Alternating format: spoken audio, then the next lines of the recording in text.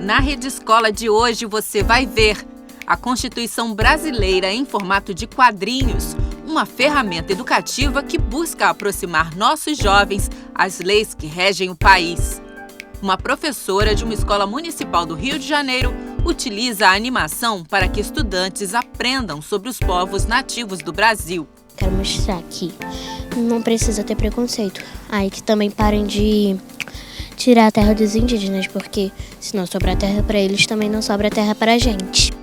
E a TV Escola acaba de lançar, em realidade virtual, uma visita ao Museu Nacional. Achei muito incrível essa iniciativa da TV Escola. Eu acho que vai contribuir muito para a educação, enfim, gostei bastante.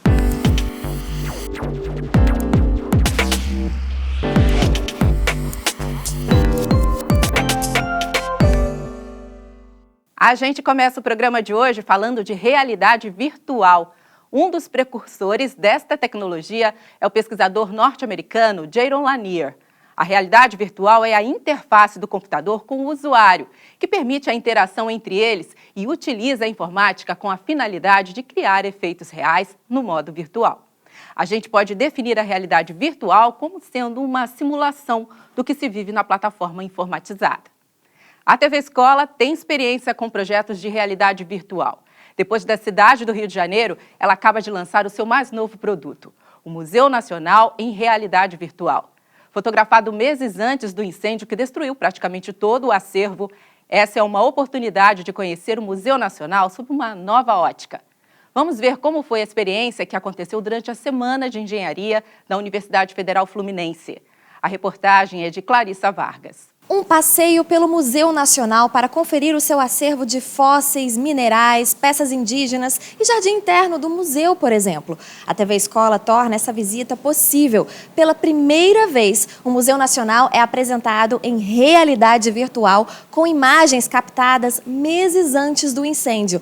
Alunos de engenharia da Universidade Federal Fluminense são os primeiros a passar por essa experiência. Uma experiência única, ainda mais no museu que não existe mais hoje em dia. Isso tem que ser disseminado para o resto das escolas e Brasil afora. Eu nunca tinha visitado, inclusive quando eu soube que pegou fogo eu fiquei muito triste, porque não tinha tido a oportunidade de ver uma coisa que eu gosto muito, eu gosto de história, então eu lamentei muito. E tá sendo emocionante assim, ver as imagens que eu gostaria de ter visto, né? Por meio do tema, o uso sério da realidade virtual, o palestrante Samuel Lange, que desenvolveu o projeto junto ao setor de tecnologia da TV Escola, chama a atenção para outras possibilidades de preservação e descoberta. Acho que a grande maioria está acostumado a enxergar como uma ferramenta de jogos de entretenimento ou de diversão, assim, games de entretenimento simplesmente. E não, ela pode ser usada também como uma ferramenta educativa para ensinar, para você aprender conteúdos históricos ou de ciência. Eu acho que não tem barreira para disciplina nenhuma.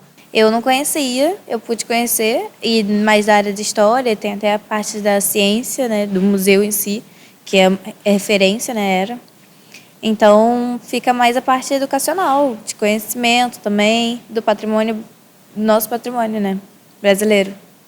O passeio em realidade virtual ao Museu Nacional vai virar aplicativo, além da divulgação nas redes sociais da TV Escola. Áreas que foram destruídas pelo incêndio no museu ficarão preservadas em realidade virtual e disponíveis ao público pelo próprio celular. Tinha as preguiças gigantes, né, que viveram há milhares de anos aqui na região da América do Sul, tinham fósseis delas, você podia transitar e circular por tudo isso. Agora, com a realidade virtual, você consegue revisitar e enxergar isso de perto. Um acesso sem ser presencial, eu acho que foi uma oportunidade única, assim. Achei muito incrível essa iniciativa da TV Escola. Eu acho que vai contribuir muito para a educação, enfim, gostei bastante. Em outubro, a Constituição Brasileira completou 30 anos de existência, mas muita gente ainda não a conhece. Foi por isso que o professor e advogado Júlio César Hidalgo criou a Constituição em quadrinhos, uma forma de ensinar os nossos direitos, deveres e leis para as crianças. Veja agora, na entrevista da Emi Lobo, como isso pode ser transformador na formação de cidadãos conscientes.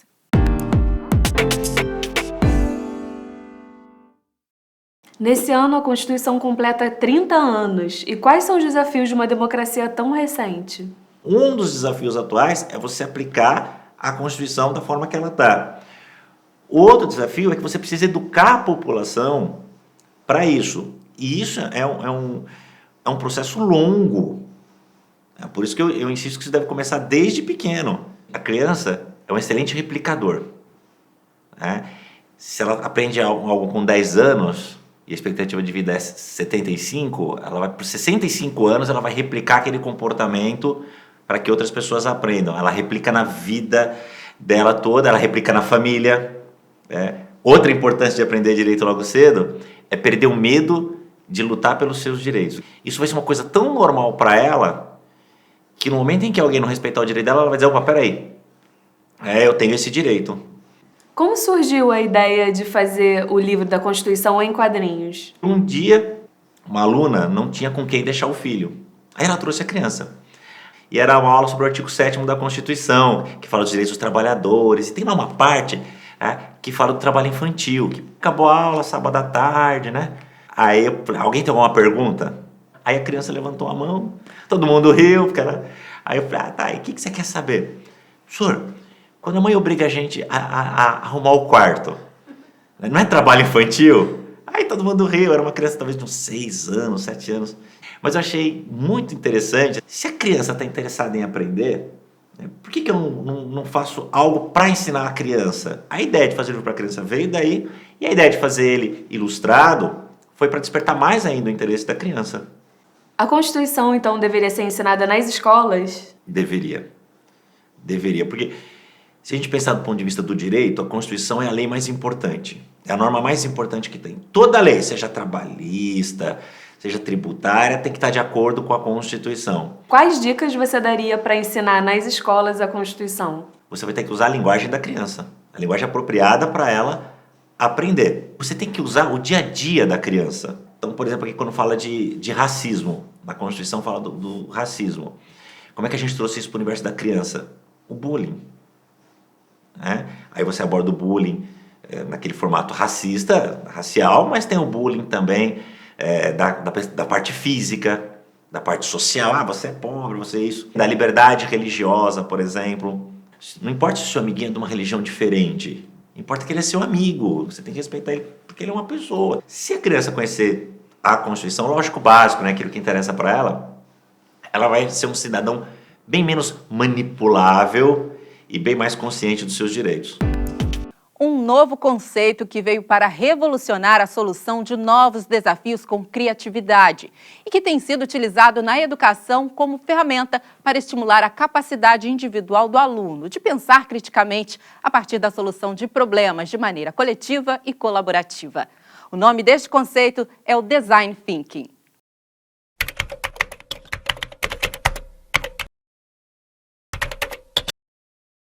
No Design Thinking, a gente estimula sempre a pensar fora da caixa, a inovar, a empreender, a romper barreiras. A gente tenta, num primeiro momento, desconstruir todas as barreiras que podem viabilizar um processo de inovação. Cláudia Araújo é professora e chefe de Tecnologia e Logística do Instituto de Pós-Graduação e Pesquisa em Administração da Universidade Federal do Rio de Janeiro.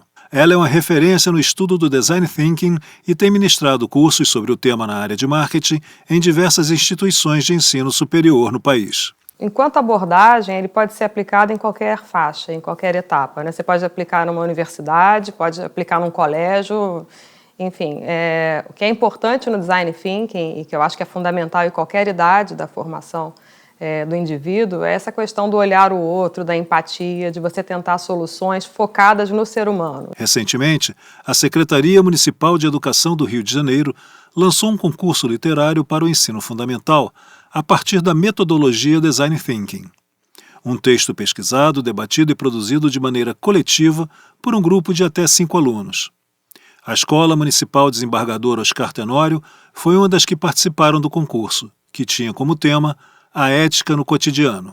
Foi uma experiência interessante trabalhar com a criação coletiva, mas sobretudo porque socializa, né? Trabalha com socialização, deixa de lado o individualismo, né? O que é meu pode ser nosso e deve ser nosso no processo de de criação coletiva, você passa a ouvir o outro, passa a ceder a sua ideia, de repente, naquele determinado momento, deixa de ser tão importante, porque a ideia do outro tem mais significado para aquele momento. Me senti importante, né? Porque é muito legal fazer uma coisa dessas, porque primeiro que isso incentiva a mim mesma e a outras pessoas a verem o mundo de uma forma melhor. A gente aprendeu a respeitar o lado dos outros, né? E aí a gente viu que respeitando o lado dos outros tudo fica mais fácil. Isso foi uma oportunidade para a gente todo mundo se juntar e falando sobre ética, essas coisas assim, a gente foi imaginando, foi bem legal. O professor que vai trabalhar com essa ferramenta, com esse método, ele tem que entender que ele é um mediador, ele não traz respostas, ele traz perguntas e auxilia o seu aluno no problema que ele quer desenvolver. Foi um processo assim bem bacana, foram 4 tardes de encontro aqui na sala de leitura, fizemos pesquisas em sites, né, da internet, fizemos improvisações, usei o teatro para motivá-las, improvisações sobre o tema e também para que elas se integrassem. Depois que a gente amadureceu bem o tema ética, né, eu pedi que, entrei nesse jogo, né, que cada uma de nós lembrasse de um momento em que não havíamos sido éticas.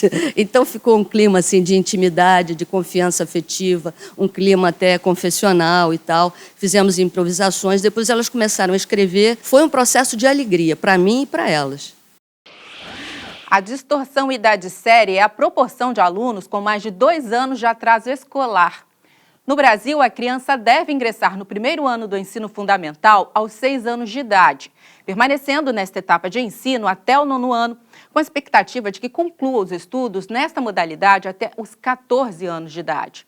O cálculo da distorção idade-série é realizado a partir de dados coletados no censo escolar. Em 2017, por exemplo, 12% dos alunos matriculados do 1º ao 5º ano do ensino fundamental estavam com atraso escolar. Dos anos finais do fundamental, do 6º ao 9º ano, de cada 100 alunos, 26 estavam atrasados. E no ensino médio, 28 em cada 100 estudantes não estavam cursando a série correspondente. Segundo o Censo Escolar de 2017, mais de 35 milhões de estudantes estão matriculados em escolas públicas e particulares de ensino fundamental e médio. Desse número, mais de 7 milhões não estão na série correspondente à sua idade. O Unicef, órgão das Nações Unidas que defende o direito de crianças e adolescentes, buscou entender esse cenário. É muito claro, em todos os estudos que a gente fez até agora, que não existe uma causa para uma criança aprender, não estar na escola sem aprender. Essas causas, em geral, são múltiplas e muitas delas estão acontecendo fora da escola, né? Seja a falta de acesso a uma moradia digna, seja a falta de possibilidade de um transporte público regular sem custo para a família, seja as questões que envolvem a violência urbana. Todos esses problemas podem dificultar o aprendizado de crianças e adolescentes e, em alguns casos, fazer até mesmo com que eles abandonem os estudos. Ofertar a matrícula não é suficiente, a gente precisa ir atrás e abordar, inclusive, essas famílias de uma forma mais protegida, mas trazer essas crianças para a escola e na escola oferecer oportunidades de aprender que sejam mais ativas, que sejam mais integradas, mais conectadas com as necessidades e com a realidade desses estudantes. E foi isso que uma escola do Distrito Federal fez. Com diversos projetos, trouxe a comunidade e os familiares para participarem mais do ambiente escolar. E o esforço gerou um resultado surpreendente para o Centro Educacional 16 de Ceilândia, antes conhecido como Carandiru. O índice de desenvolvimento da educação básica da escola, que em 2007 era de 1,8, saltou em 2017 para 4,3. Através do conhecimento da comunidade, né, de observar a necessidade da escola e da comunidade na qual ela está inserida, nós começamos a adaptar os projetos, né, dentro do projeto político-pedagógico, a necessidade da escola e a realidade da comunidade escolar. Não é somente da escola que tem que ter a responsabilidade. A gente tem que trabalhar em conjunto, porque se não houver uma união, não tem como andar para frente. Garantir o direito à educação de crianças e adolescentes também significa garantir condições para que elas possam frequentar a escola e aprender. De acordo com a legislação brasileira, a faixa etária de escolarização obrigatória vai dos 4 aos 17 anos. Por lei, aos 4 anos, a criança deve ingressar na educação infantil, aos 6, no ensino fundamental e aos 15 anos, no ensino médio.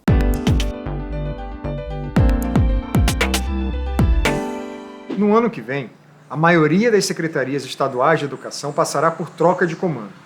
Como era de se esperar, isso deve afetar a gestão das escolas também. Podem haver impactos positivos, como a chegada de uma nova diretriz, mas é comum vermos também efeitos negativos.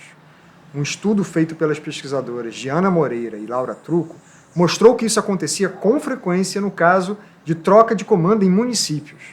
Utilizando dados da Prova Brasil, a avaliação de aprendizagem do MEC, elas compararam a evolução no desempenho de estudantes em cidades onde um novo grupo político assumiu a prefeitura com a de alunos em municípios onde houve continuidade na gestão municipal.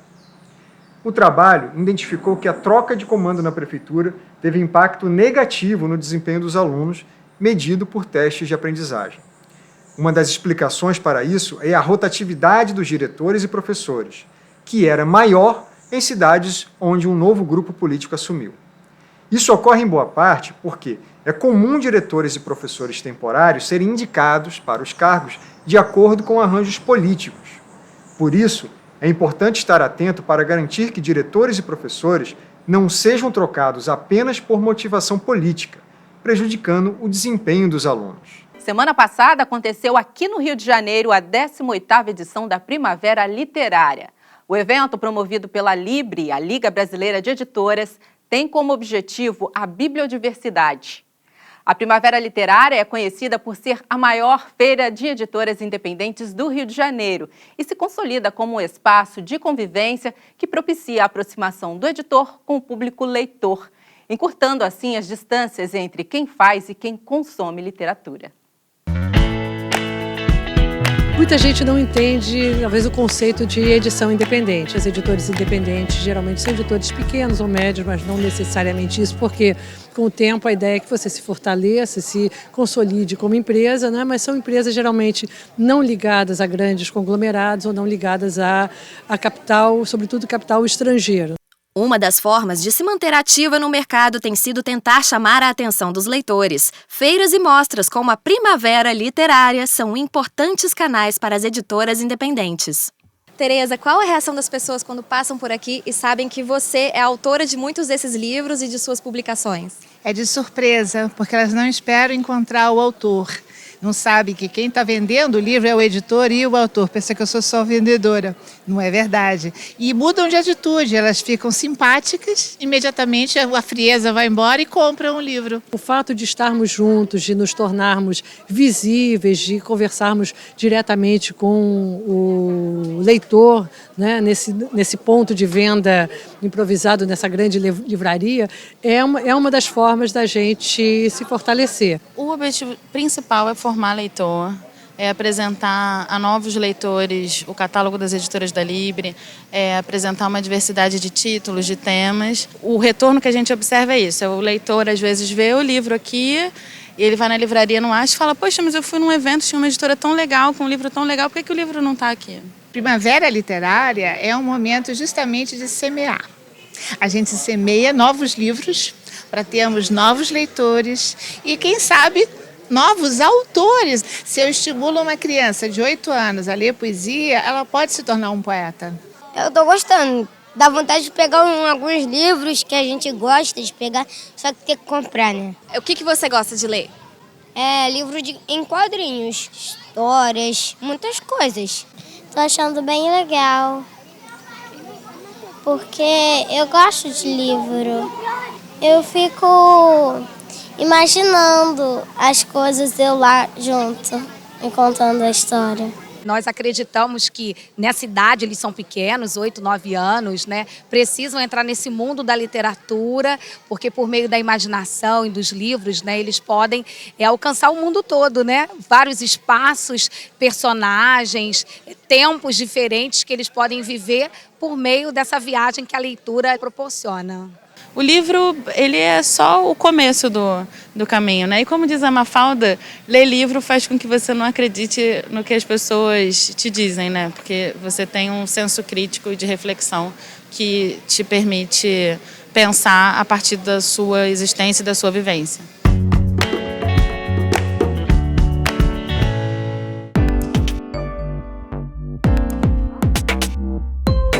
Existe uma lei, né, uma lei federal, que é a Lei 11.645, do ano de 2008, que ela fala que todas as escolas do território nacional de educação básica devem trabalhar a temática indígena. Como eu estava habilitada a trabalhar, né, com a animação, foi uma maneira que eu achei de expandir mais essa temática, né, não só na escola, para não ficar aquilo só na escola, né, para a gente produzir um material para que outras pessoas possam acessar também.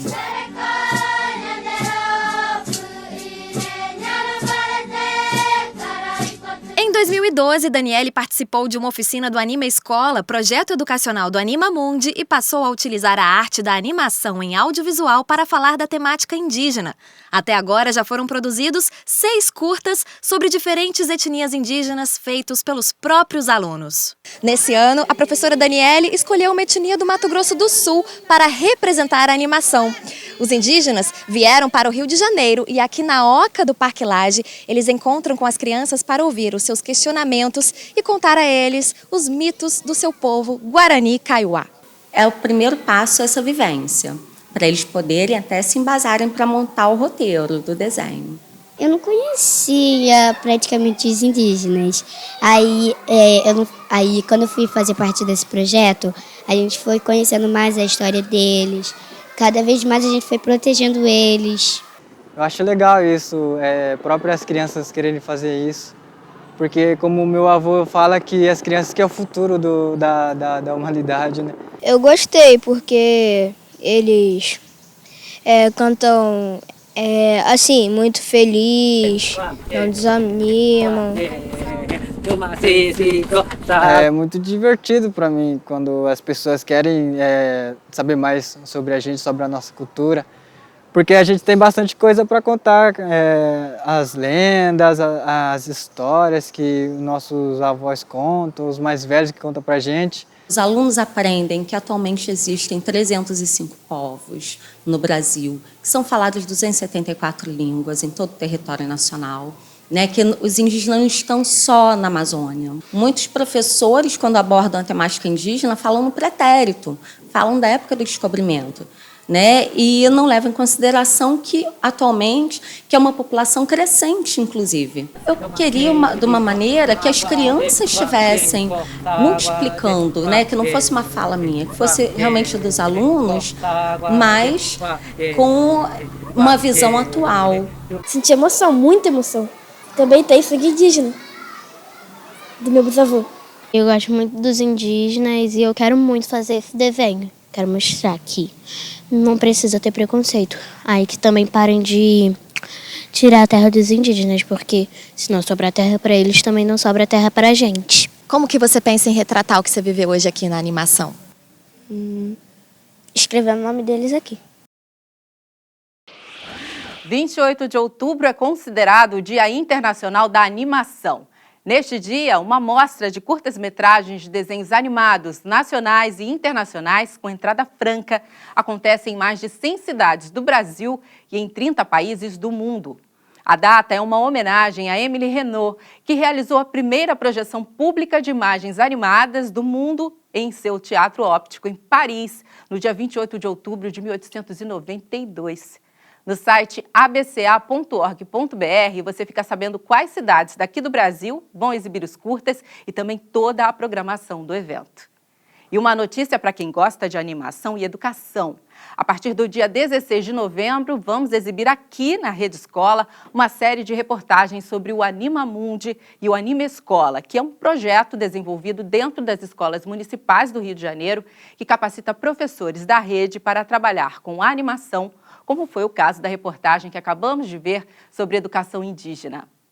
Então, continue acompanhando a gente aqui pela tela da TV ou pelas redes sociais e pelo site tvescola.org.br.